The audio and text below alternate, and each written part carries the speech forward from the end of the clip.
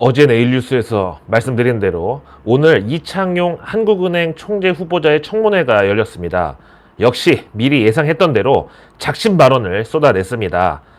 나는 한국은행 총재로서 인기가 좀 없어도 상관없으니까 물가 안정을 위해서 통화정책을 제대로 정상화시키겠다는 바로 그 매파적 의지가 아주 충만한 발언이었습니다. 이거 평행이론으로 우리 바이든 정부는 주식시장 상승률 가지고 경제정책의 성과를 판단하지 않겠다라고 얘기한 것하고 어쩜 이렇게 비슷한지. 이런 얘기 나오니까 도이치뱅크에서는 한국은행이 원래 그 5월 금리 인상할 거라고 예상들을 했었는데 지난주에 이제 4월 금통에서 깜짝 금리 인상하면서 이거 5월에 할 거를 이제 미리 한 달 앞당긴 것이다, 이런 해석이 있었는데, 자기네는 그 도이치뱅크 측에서는 한국은행이 5월 달에 금리 인상을 한 번 더 할 거라고 전망을 내놨습니다. 2달 연속 한국은행 금리 인상이라고요? 근데 문제는 그래도 연준 금리 인상 로드맵보다 뒤처질 것이라는 게 문제인데, 연준은 이제 내년 말에 3.25% 정도 금리 보고 있는데, 이대로 우리가 가면은 연준보다 더 낮은 금리 인상 속도로 가게 된단 말이죠. 왜 90년대에 그 오리온 초코파이가 막 대성공하니까 롯데에서도 이름까지 똑같이 이제 초코파이라고 해가지고 롯데 초코파이라고 비슷하게 만들어서 내놨는데, 그때 이제 마케팅 하느라고 쓴 방법이 조금 더 크게 만들어가지고 양을 더 늘려준 거였습니다. 당연히 사람들의 수요가 더 적은 쪽에서는 이렇게 하지 않으면은 아예 경쟁력 자체가 없기 때문이었는데, 지금 기축통화국이자 달러 발권국인 미국의 금리가 우리보다 더 높아지면은 과연 금리 헌팅하는 투자자들이나 아니면 채권 트레이더들의 선택은 어떻게 될지 뻔하죠. 런하 반갑습니다. 요즘 우리 증시에서 진짜 숨도 안 쉬고 올라가는 테마가 바로 비료, 사료, 곡물, 식량 이런 쪽이죠. 근데 지금 차트 보면은 너무 많이 지금 올라가 있어가지고 들어가기가 좀 쎄하다. 꼭 이런 거 내가 들어가면 그때 고점이더라. 뭐 마바라들은 지금도 늦지 않았습니다 막 하지만 또 그놈의 피크아웃 선반영 한마디에 그냥 다 무너질까봐 두렵다, 뭐 이런 상황인데, 과연 워런 버핏은 이런 상황에서 어떻게 할까? 가치 투자 명분으로 물려도 무조건 버틴다 이러면서 그냥 울며 겨자 먹기로 사서 모을까? 정답은 X. 전혀 아니고요. 워런 버핏은 언제나 한 발을 앞서 갑니다. 워런 버핏이 작년에 일본 5대 종합상사 지분을 5% 이상 대거 매입해가지고 공시에 뜨고 뉴스에 뜨고 난리 났었습니다. 일본 종합상사면 뭐 미쓰비시, 스미토모 뭐 이런 거 같은데, 진짜 기억도 가물가물한 그 80년대 한창 그 활약하던 종합상사들. 찾아보니까 일본 5대 종합상사는 이토추 마르베니, 미쓰이, 스미토모, 미쓰비시 이렇게 되네요. 우리로 치면 이제 삼성물산, 효성물산, 현대상사, 대우인터내셔널 뭐 이런 것들이네요. 아무튼 워런 버핏이 작년에 이런 일본 그 상사 주식을 전부 5% 이상씩 대거 매입했다고 했는데, 금액으로 보니까 20억 달러, 우리 돈으로 2조 5천억에 그야말로 통큰 베팅을 했습니다. 그랬더니 그 당시에는 사람들이 워런 버핏 드디어 뭐 치매 왔냐, 지금 2022년 4차 산업혁명 시기에 80년대 유행했던 일본 종합상사를 왜 찾냐, 진짜 치매냐, 그 기업들 일본 경제 따라서 이미 주가도 같이 다 누워버린 그런 상황인데 이거야말로 무슨 가치 투자 강박증 아니냐 막 이렇게 비난했었는데, 결국 그 1년 뒤로 주가가 2배 뛰었고, 지난 3월에 우리를 비롯해서 글로벌 증시 다 투매로 막 몸살 앓을 때 여기만 신고가 갱신하고 막 난리 쳤었습니다. 그러니까 인플레이션하고 러우 전쟁으로 인한 식량이랑 원자재 대란, 공급망 교란 이런 거에 대한 최대 수혜주로 꼽힌 거죠. 일본 종합상사들이야말로 워낙 그 업력이 오래되고 발도 넓고 하다 보니까 우리 그 드라마 미생에 나온 것처럼 그 상사맨들이 그 인적, 물적 네트워크 동원해가지고 어떻게 해서든지 물건 구해내가지고 트레이딩 성사시키고 이익을 내잖아요. 특히 지금처럼 공급망이 막 그 교란되는 시기에는 더더욱 이런 그 아날로그 방식의 네트워크가 훨씬 더 잘 작동할 수밖에 없고, 그러니까 이제 상사에서 수수료는 진짜 부르는 대로 다 줄 수밖에 없는 이런 현재 상황이잖아요. 진짜 일본 그 상사맨들 중에서는 일 잘한다고 소문나면은 재무성에서 고위 관료로 막 스카우트해서 데려갈 정도로 진짜 일본은 무역이 진심인 나라거든요. 게다가 워런 버핏이 일본 그 5대 종합상사 대량 매수할 때 절반은 현금으로 샀고 나머지 절반은 버크셔 해서웨이에서 채권을 엔화로 발행해가지고 그렇게 조달한 돈으로 주식을 샀습니다. 요 사무라이 본드라고 하는 즉 엔화 채권 이자가 1%도 안 되거든요. 이 정도는 일본 상사들 주식에서 배당받은 돈으로 채권 이자 주고도 남는 수준이에요. 미쓰비시 상사의 경우는 배당 수익률이 5.3%, 스미토모가 4.4, 마루벤이 4.3% 이렇게 배당 수익률 나오니까 거기다가 이런 종합 상사들은 워낙 진짜 그 2차 세계대전 때부터 원자재 거래를 해왔던 그런 히스토리가 있다 보니까 원자재 붐이 언제 왔다가 꺼지는지 이런 사이클도 기가 막히게 잘 파악하고 있고 또 그런 상황에서 상품 선물 해지 포지션도 거의 막 꿰고 있으니까 워런 버핏이 보기에는 아니 레버리지 투자를 하는데 리스크는 최소한으로 투자할 수 있는 아주 좋은 대상이 바로 이 일본 종합 상사들이라고 판단한 거죠. 바로 이것이 워런 버핏이 원자재에 투자한 방법, 인플레이션에 베팅한 전략이었습니다. 현물이나 선물 내지는 뭐 직접 원자재 그 생산 개발하는 회사 주식은 전혀 건드리지도 않았습니다. 거기다가 올 초에 러우 전쟁까지 터지면서 더더욱 진짜 혜택을 봤는데 이 정도면 진짜 이거 음모론적으로 작년 이맘때 워런 버핏이 도대체 그런 걸 어떻게 알고 샀나. 진짜 뭔가 그 유태인 자금이든 아니면 프리메이슨이든 이 뭔가 이 세계 질서를 움직이는 그런 이 세력이 있는데 워런 버핏이 그 중에 한 명 아닌가. 근데 한 가지 서운한 건 우리나라 그 K 종합상사의 주식은 단 한 종목, 단 한 주도 안 샀습니다. 자, 어쨌든 이 모든 게 이제 그 어떤 러우 전쟁이 가장 큰 트리거 역할을 했고 어차피 시중의 유동성이 많이 풀려서 인플레이션이 올라갈 거라는 거는 작년부터 알고 있었던 거 아니겠습니까?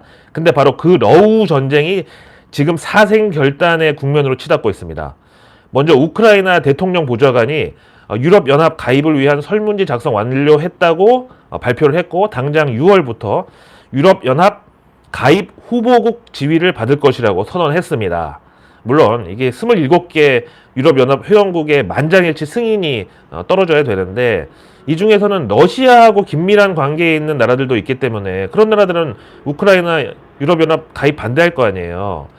어쨌든 그래서 우크라이나의 바람대로 그 유럽연합 가입이 속행될지는 미지수고 만약에 이게 또 승인이 날 거라고 해도 다른 후보국들은 왜 우크라이나만 빨리 처리해 주냐고 반발할 수가 있죠.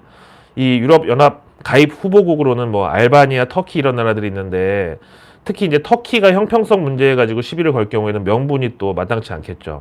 아무튼 이렇게 우크라이나가 유럽연합의 우산 속으로 피신을 하려고 하니까 푸틴은 지금 마음이 더 조급해지면서 어떻게든 우크라이나의 그 거점 항구 마리우폴을 빨리 점령하고 전쟁을 러시아의 승리로 대충 끝내려고 지금 하고 있는데 우리 6.25 때로 치면 이제 여기 마리우폴이 부산 정도 되는 거예요. 당시에 이제 부산이 피난민들 다 모이기도 하고 임시 수도 역할도 했었거든요. 근데 만약에 그때 부산까지 인민군에 점령당했더라면은 뭐 메가더고 뭐고 그 뒤에 사실상 전쟁은 끝난 거고 한반도 전부 공산화 됐겠죠. 지금 우크라이나도 러시아군이 마리우폴 지역을 뭐 사실상 장악했다고 뭐 항복하라고 최후 통첩을 우크라이나 정부에 그 보낸 상황이라고 하는데 또 반대로 우크라이나군은 아니다 아직 마리우폴 함락 안 됐다고 우리는 끝까지 결사항전 하겠다고 지금 버티고 있는 거예요. 요것도 이제 부산으로 치면은 부산역이랑 서면 정도 장악했다고 전체 장악한 건 아니다. 해운대, 광안리, 달맞이 고개 이런 데는 아직 니네가 접수 못했잖아. 여기가 물은 더 좋아. 니네 파라다이스 호텔 수영장 못 가봤잖아. 뭐 이러면서 지금 양측이 서로 막 으르렁거리고 있는 상황입니다. 이 와중에 미국은 5월 FMC에서 연준이 0.5%포인트 빅스텝 금리 인상이 확실하다는 그런 상황을 반영하면서 달러는 강세, 그리고 미국 장기 국채 금리도 직전 금리 인상기였던 2018년 12월 이후 최고치까지 현재 상승해 있습니다.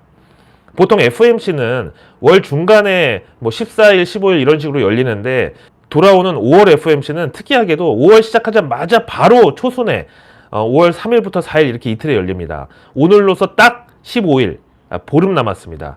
근데 이 와중에 제임스 블라드 같은 연준 매파 인사들은 0.5%포인트 금리 인상? 뭐? 시장에서 선반영됐다고? 경기 자신감이라고? 웃기지 마라.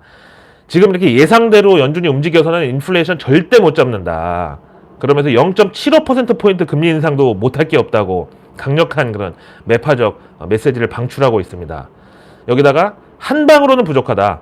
5월, 6월, 7월 이렇게 3 스트레이트로 빅스텝 금리 인상 때릴 수도 있다는 시나리오도 지금 현재 월가에 돌고 있는데, 아니 0.5%포인트도 빅스텝인데 0.75%? 거기다가 그 뒤로 두 번 연속 0.5% 금리 인상이면 이거는 빅스텝 수준이 아니라 장대 높이 뛰기 더하기 3단 뛰기를 동시에 하는, 거의 이건 무슨 중국 기회단 수준의 긴축인데. 그럼에도 불구하고 우리 한국 증시는 항상 떨줍 올팔의 찬스가 온다고 얘기했잖아. 삼성전자 66,000원 막 갔을 때 뭐 5만원까지 열렸다 어쩌고 할 때 그거는 아무도 예상할 수 없는 중기 관점이고, 당장은 떨줍하면 올팔할 기회는 언제라도 온다고 얘기했잖아요. 한국 주식은 그냥 공매도로 때리고 하방으로 누를 때 이유 없이 툭 떨어지는 날 주웠다가, 그렇다가 또 언제 그랬냐는 듯이 오늘처럼 V자 반등하는 날 올팔 해가지고 수익 확보하면서 현금 챙기고 이제 다음 떨줍 찬스만 기다리면 된다. 그래서 떨줍 올팔만이 살 길이다 얘기했잖아요.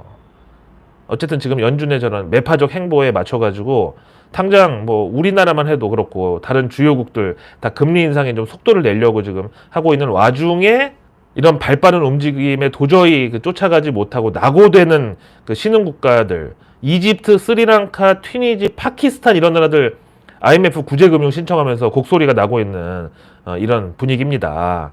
그래서 내일 뉴스는 내일 보면 너무 늦습니다. 구독과 알림 설정만으로 아직 나오지도 않은 오늘 뉴스도 아닌 내일의 뉴스를 매일 저녁 여러분들의 안방으로 제가 직접 배달 갑니다. 배송료 무료.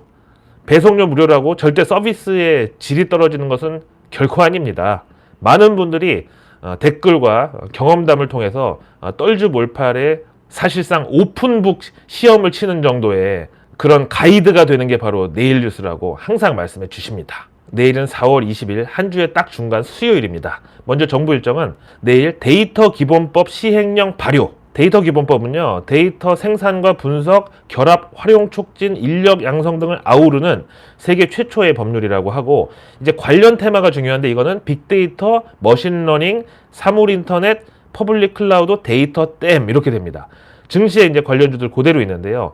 왜 오늘만 해도 어제 내일 뉴스에서 한국판 그린 뉴딜 공청회에 있다고 말씀드렸잖아요. 그런데 오늘 탄소 배출권 관련 업체들이 제대로 약발 받았습니다. 자, 이런 식으로 한번 찾아는 보셔야 돼요. 이어서 내일 수요일 전기차 충전 기반 시설 발전을 위한 소통의 장 추진, 이걸 정부에서 공개합니다. 어제랑 반복되는 재료인데요. 역시 그만큼 정부의 관심이나 중요도가 높다는 것을 증명하는 거고, 다들 아시는 것처럼 전기차의 최대 약점이 바로 충전입니다. 왜 그냥 휘발유나 경유차는 운전하고 가다가 기름 떨어지면 그냥 주유소 들어가가지고 기름 넣는데 5분도 안 걸립니다. 게다가 요즘은 뭐 주유소가 많이 없어졌지만 그래도 웬만한 도시에는 대부분 한 5분 이내 거리에 주유소 있잖아요. 근데 전기차는 이게 안 돼요.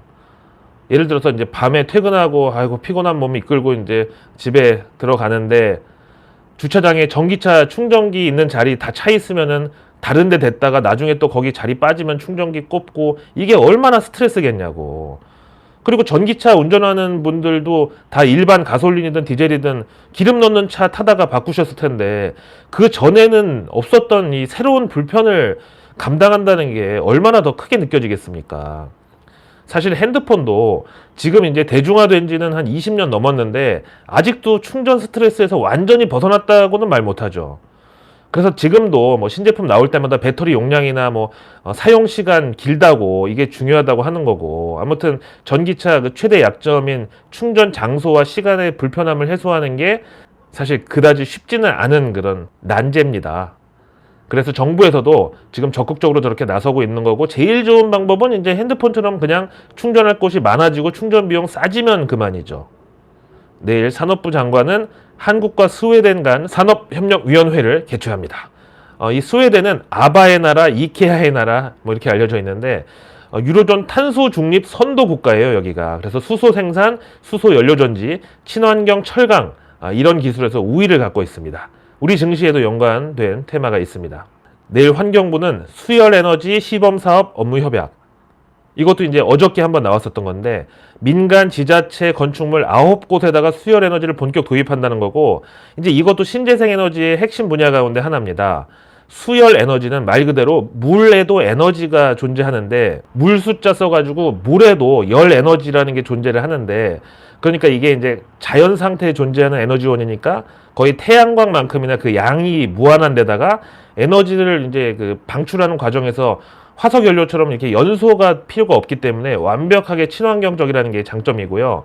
몇 년 전까지는 바다, 그러니까 해수의 표층 열만을 이용할 때만 수열 에너지가 신재생 에너지로 인정받았었는데, 최근에는 하천수를 이용한 민물의 그 수열 에너지 역시도 신재생 에너지에 포함되면서 시장이 더 커지게 됐습니다.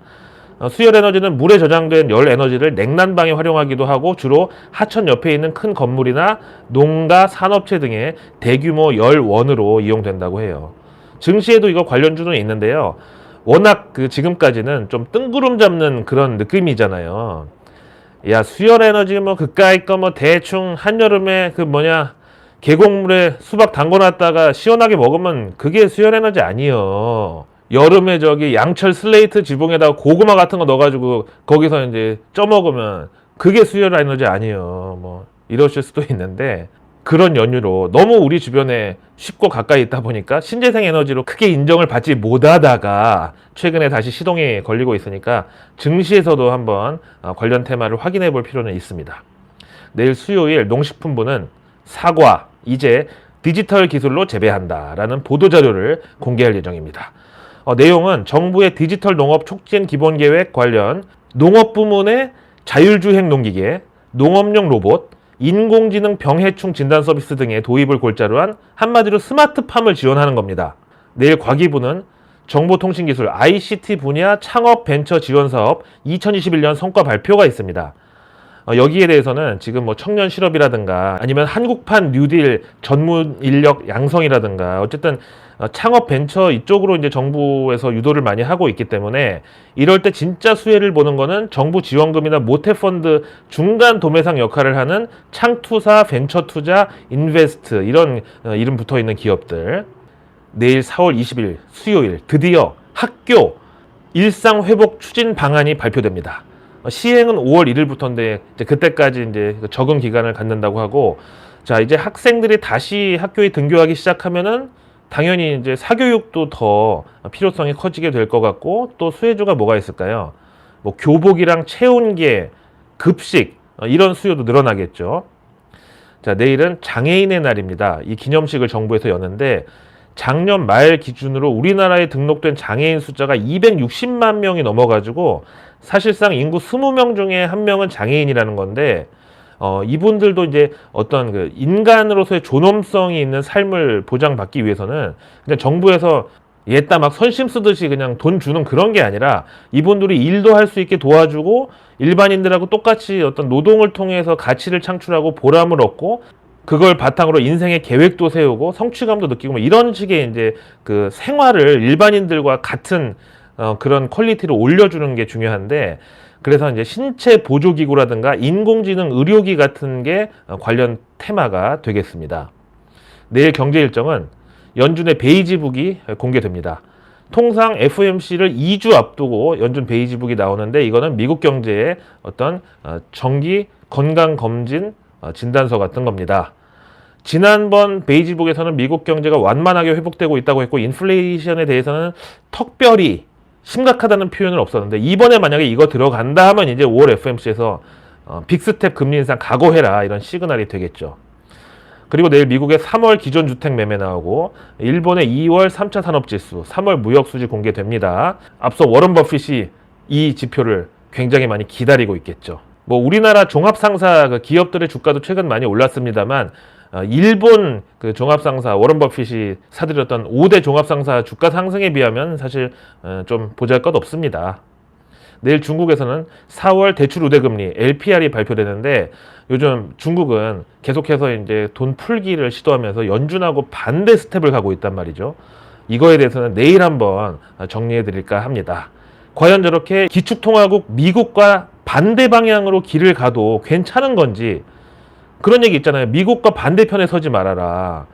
과거에 보면은 뭐 쿠바고 뭐고 미국하고 반대의 경제 무역 정책 추구했던 나라들 다 거지됐는데 중국은 왜 저렇게 가려고 하는지 한번 알아보겠습니다. 자, 내일 유로존의 2월 무역 수지 나오고요. 독일에서는 3월 생산자 물가지수 PPI 나오는데, 독일도 지금 러시아산 천연가스 수입을 금지하겠다고 발표를 했는데 지금 갑을이 완전히 바뀐 상황입니다. 온 동네 통틀어 가지고 중국집 하나 있어. 근데 저번에 우리 짜장면 시킬 때 젓가락을 빼먹고 온 거예요. 그래서 막 뭐라고 한마디 했어. 그러면서 껄끄러워졌어. 근데 짜장면은 한국인의 어떤 소울푸드잖아요. 정기적으로 한 번씩 먹어줘야 되는데 이게 아쉬운 사람은 이제 바뀐다는 거죠. 내일 G20 재무장관 회의가 열립니다. 여기 우리 홍남기 부총리를 포함해가지고 G20 재무장관 그리고 중앙은행 총재하고 IMF, 월드뱅크, 세계은행이죠. OECD 주요 국제기구의 대표들이 참석합니다. 그리고 여기 특별 초청국으로 우크라이나 재무장관이 오는데, 특히 이 자리에서 제닛 옐런 미 재무장관은 중국과 같이 어떤 지정학적 긴장이 존재하는 나라가 아닌 동맹 우방국과의 공급망 구축에 주력하는 프렌쇼어링 전략을 구체화할 것이라고 예상하고 있습니다. 중국 갈라파고스 고립 정책이 이제 또 나올 수 있다는 거죠.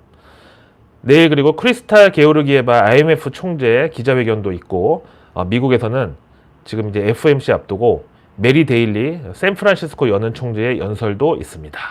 요즘 연준 임원들이 입만 열었다면 매파적인 얘기를 하도 해대는 틈에 시장이 언제 이제 센티먼트가 여기에 영향을 받을지, 기본적으로 어떤 하방 리스크는 장중에 항상 갖고 있다고 봐야 됩니다. 그리고 내일부터 22일까지 월드 IT 쇼가 개최됩니다. 언택트 테크놀로지, AI, IoT, ICT 융합 서비스, 디지털 트윈 메타버스, 스마트 디바이스, 사이버 보안 들어갑니다. 거기다 내일 또 역시 3일간의 일정으로 22일까지 세계 보안 엑스포가 열립니다. 사이버 보안주, 저의 어떤 최애 테마가 아닐 수 없습니다. 조만간 있잖아요. 북한 ICBM 이런 거 말고 대규모 사이버 테러 한번 옵니다, 진짜. 작년인가 KT 한번 사이버 공격 받아가지고 북한발 소행이라고 알고 있는데, 그런 거 한번 공격 나오면은 지금까지 뭐 북한 미사일이야 그냥 뭐 발사체인지 발기체인지 대충 그냥 뭐 동해안으로 뚝 떨어지고 말았지만 우리 일상생활이 위협받을 수 있습니다. 자, 내일 증시 일정은 메타 퀘스트 게이밍 쇼라고 해서 구 페이스북, 현재 이름 메타 플랫폼즈가 매년 기획하는 VR 가상 체험 게이밍 쇼입니다. 내일 여러 가지 재료로 보니까 이 스마트 디바이스, AI, IoT 이런 게 좀 중첩되는 재료가 많네요. 이어서 내일 수요일 실적 발표하는 기업들로는 롯데손해보험 있고, 미국에서는 테슬라, ASML, 램 리서치, 베이커 휴즈, 라스베이거스 샌즈, 에보트, 알코아, P&G, 유나이티드 에어라인, 진짜 각 업종 대표 기업들의 실적 발표가 예정되어 있습니다. 자, 오늘도 후덥지근한 가운데 고생 많이 하셨고요. 저는 내일의 내일 뉴스를 또 들고 찾아뵙겠습니다. 항상 감사합니다.